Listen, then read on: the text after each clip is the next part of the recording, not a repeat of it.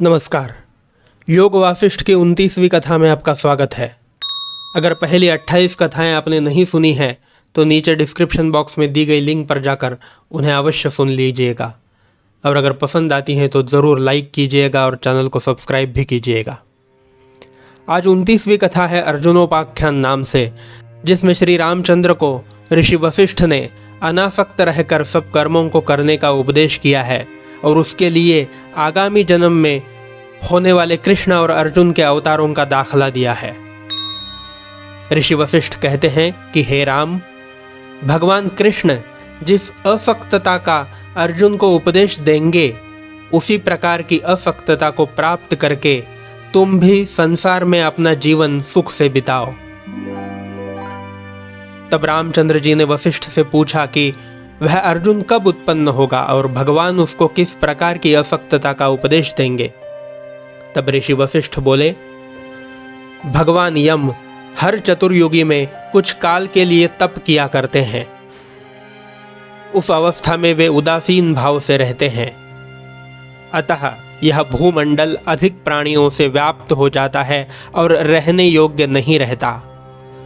उन दिनों पृथ्वी का भार दूर करने के लिए देवता लोग ही आवश्यकतानुसार प्राणियों को मारते हैं।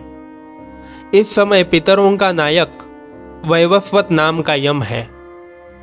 इसको कुछ समय बीत जाने पर अपने पापनाश के निमित्त तप करना होगा।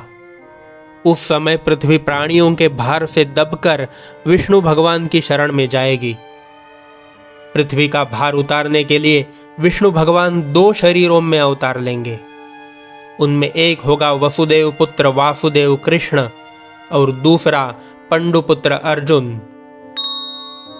पंडु का एक और पुत्र धर्मपुत्र युधिष्ठिर के नाम से प्रसिद्ध होगा।